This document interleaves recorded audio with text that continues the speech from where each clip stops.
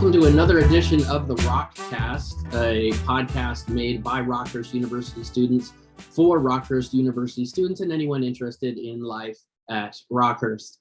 Special edition for you right now with the students out for winter break and enjoy some time with their family. We have two speeches from the December commencement that was done on campus for the first time in more than 15 years. Rockhurst restarted their December commencements last year, but due to that pandemic, it had to be held virtually. So this year, we were able to hold it in the Mason Halpin Field House, where basketball and volleyball and the like play. Now, the first speaker you're going to hear from is the undergraduate commencement speaker, and that is Berkley Hays. Berkley was a member of the volleyball team, so she'll have a few memories there in the gym where she actually played. And then the second speaker is Nancy Miller.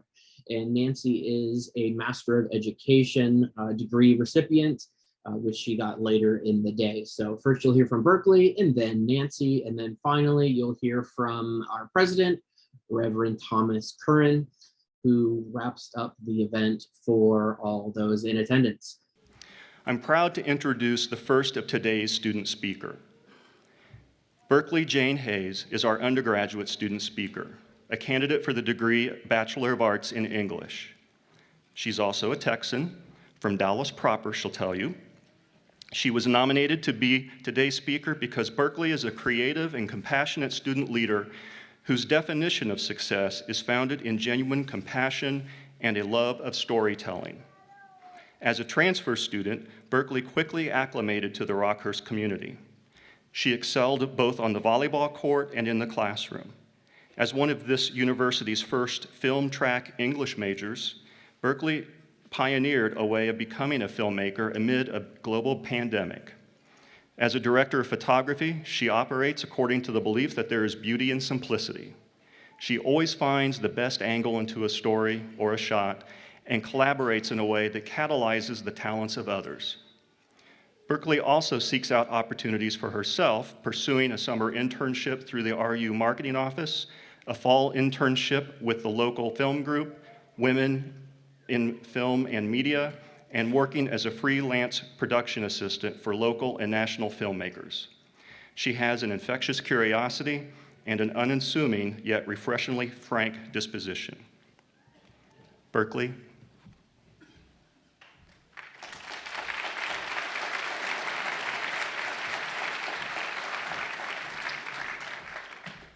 Thank you for that introduction.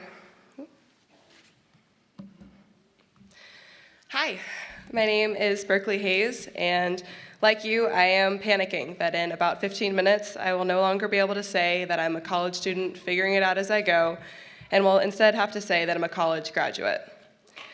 I have to say it is a bit strange to be in this gym for graduation because for me, it's more than a gym. This is the field house where, as a student athlete, I experienced many highs and lows. On that spot, right there, I was cheering for a teammate and jumped backward onto a ball cart and sprained my ankle. In that back corner, I was hit in the face with a volleyball so hard I got a black eye. On every square foot of this court, I've gotten bruises, floor burns, and jam fingers. But I've also made some of my best memories in this court, in this gym.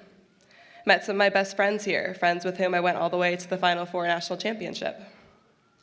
It was also in here, daydreaming, that I began to imagine what the rest of my life would look like.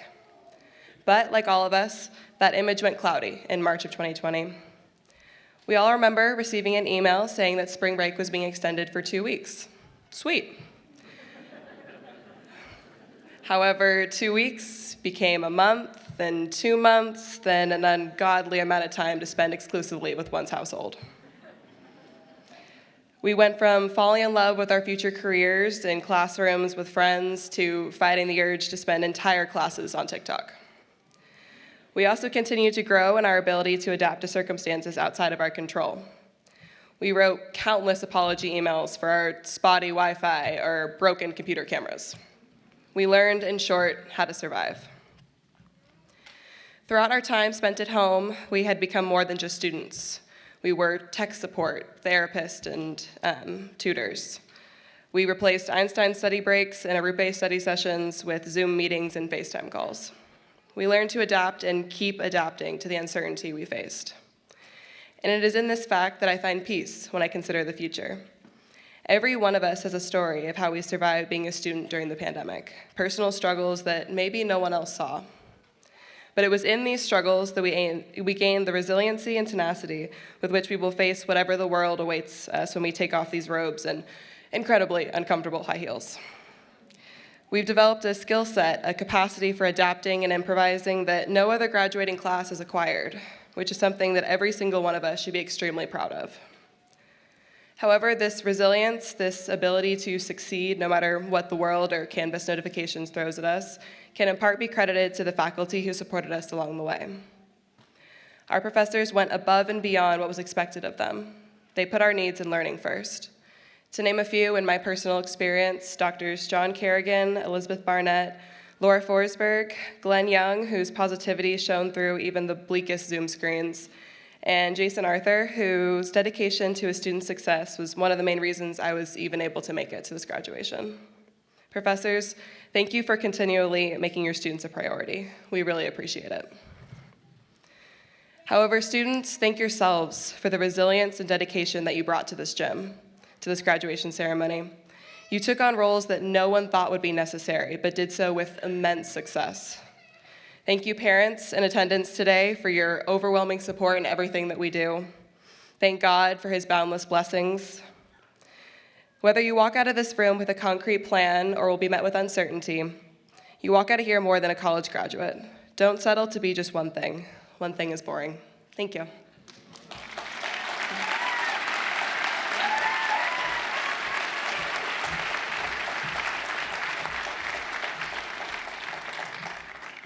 Thank you, Berkley.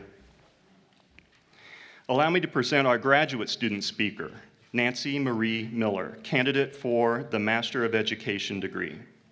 Nancy has returned to education and committed herself to the teaching profession after much travel, marrying, and becoming the mother of two. Nancy earned a Bachelor of Arts with a major in political science and a minor in theology and religious studies from RockCast University in 2019. She now has completed her Master of Education program for Secondary Social Sciences Teacher Certification and has completed her Student Teaching Professional semester at Bishop Miege.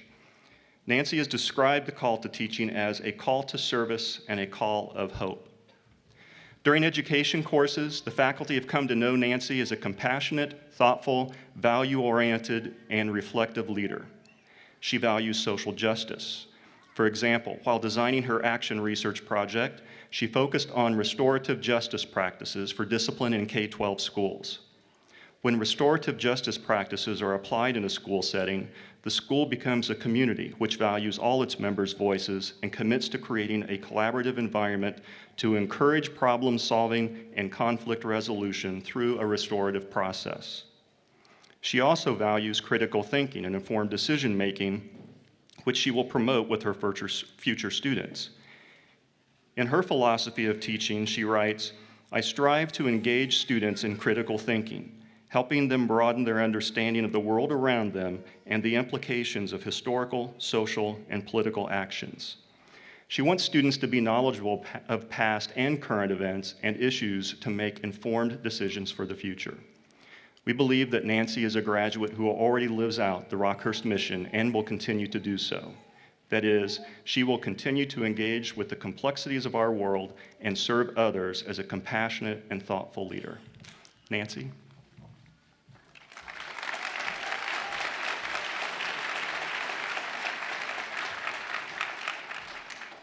Wow, you guys look great. Congratulations. Good afternoon, graduates, family, faculty, staff, and friends. I feel so blessed to be and honored to be standing here among you. Please take a minute to absorb and feel all the feels today. You've earned it. As you reflect on this accomplishment, please don't forget to be mindful of all of those who have walked with you. When I was asked to deliver this reflection, I was convinced immediately somebody had made a terrible mistake. Looking around this room, I am sure I have increased the age average significantly. Once I confirmed this was not an error, I started to search for a theme or pearls of wisdom to pass along. I had one thought that kept creeping into my mind. I have a good friend whom I met in 7th grade. We have known each other almost twice as long as most of you, my fellow graduates, have been alive. Something her father, who was a bit of a farmer philosopher, used to say, popped into my mind over and over. He would say, excuse me, there are two types of people in this world. Here I am people who walk into a room and expect others to seek them out and start a conversation. There you are people walk into a room and seek out others. For a good part of my life, I admit I have been a here I am person. Sometimes painfully shy, sometimes an awkward turtle, and sometimes just too inhibited to try. My journey to this point in my life has been long and winding. Fortunately, I've been constantly blessed with there you are people who have come into my life and changed its trajectory. There have been countless there you are people who guided, goaded, encouraged me to be more and to do more. I am sure we can all call to mind the there you are people in our lives. I am happy to say I feel I've become a there you are person for others, which brings me great joy and has brought a plethora of interesting people into my life. There have been so many people here at RockCast who have made the journey to this moment possible. Dr. Anne-Marie Decker and Dr. Jean Hebert, who hired me in 2016 for a job I was woefully unqualified for, with the belief I would rise to the challenge.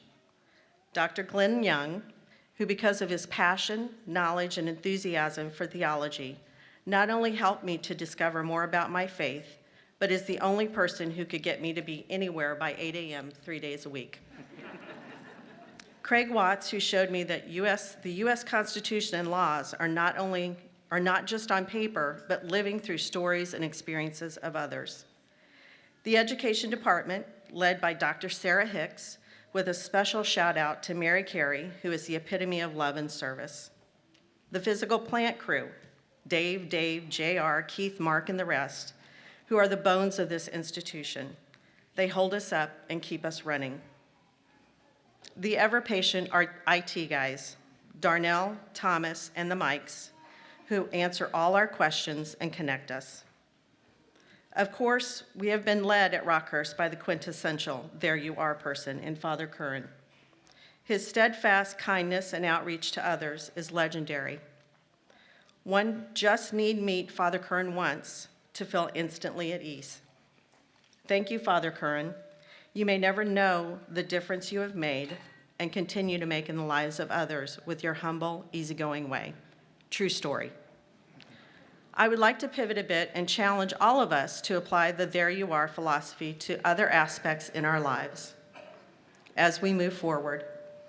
I believe you can practice this in continuing your quest for knowledge, maturity, spiritual growth, community involvement, and as you progress professionally. Don't wait for these things to come to you. Seek them out, expand your vision, and get out of your comfort zone. There is a grace in making mistakes, and we learn so much more from them than we do our successes. I am now going to ask for a bit of patience as I close for some personal business. I would like to thank my brother, who was the first to tell me not only that I could go to college, but that I should. I also thank my mom and my sister for being models of strength, resilience, and grace all my life. My husband, who's the fixer of all things, my son-in-law, who brought joy and unconditional love and support to our family. This is the hard one. My daughters, smart, funny, fierce, beautiful souls whose belief in equity, empathy, compassion, goodness, and love make this world a better place and are a constant source of amazement to me. Congratulations, and remember, no matter what journey you choose, what road you take, or where life leads you, there you are. Thank you, and God bless you all.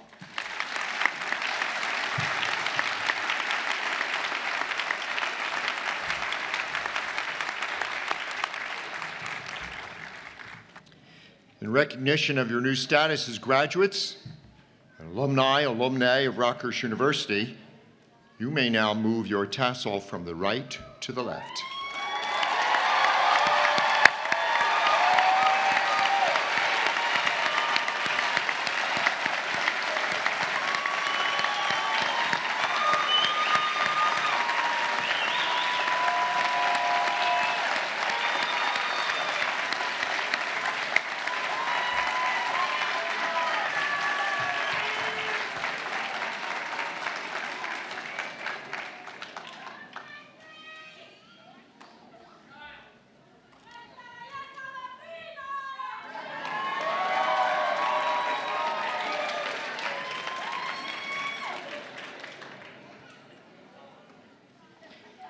In the iconic movie from more than 50 years ago, The Graduate, Ben Braddock, as he celebrated the completion of his degree and contemplated the future of his life, was told to focus upon one word: plastics. The word epitomized what was false, lifeless, and synthetic, literally and figuratively. Permit me to offer an alternate word today. It is gratitude. Cicero stated that gratitude is not only the greatest of all virtues, it's the parent of all others. St. Ignatius Loyola wanted gratitude considered daily through what he called the examen. He introduced this practice in what we refer to as the spiritual exercises. It's a simple but profound activity. Ignatius recommends using the practice at least twice a day, but acknowledges its usefulness if only exercised just once. As products of Jesuit education, I invite you to begin or continue practicing the examen, which is rooted in gratitude. This virtue is more than just saying thank you. Being thankful is expressed with words from our lips. Gratitude comes from our hearts. It has much deeper roots than an expression of thanks. Gratitude consists in recalling each and every day where we have experienced the presence of God. It is always possible, because no day will pass where you will not experience God, transcendent, the Holy One, even in the darkest of days, and yes, even in those experiences of desolation. If we are intentional and deliberate about pausing each day for just a moment, we can discover that gratitude, where I felt the presence of God today. Recall it, embrace it, and make a resolution to plant it in the holy ground that lies before you. For gratitude will be the seed that will generate the fruits and produce of your lives, including learning of things, people, and places prompted by your lifelong curiosity, leading in places where you need to demonstrate it, courage about the circumstances of life where it will be required of you, compassion with others on the margins in need of your accompaniment, action for change so you might address an injustice, and pursuit of a common good and public virtue in which you include the least, the forgotten, the unwanted, and the unloved. Ben Braddock, the graduate, was told to think about plastics. I invite you to practice gratitude. Congratulations.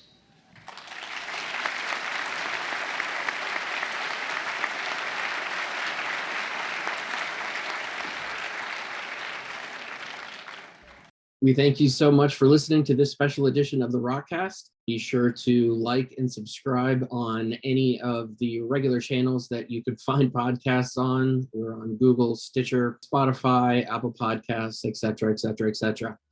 We hope you and yours have a great new year, and best of luck to you. And we'll be back with regular episodes coming soon. Take care.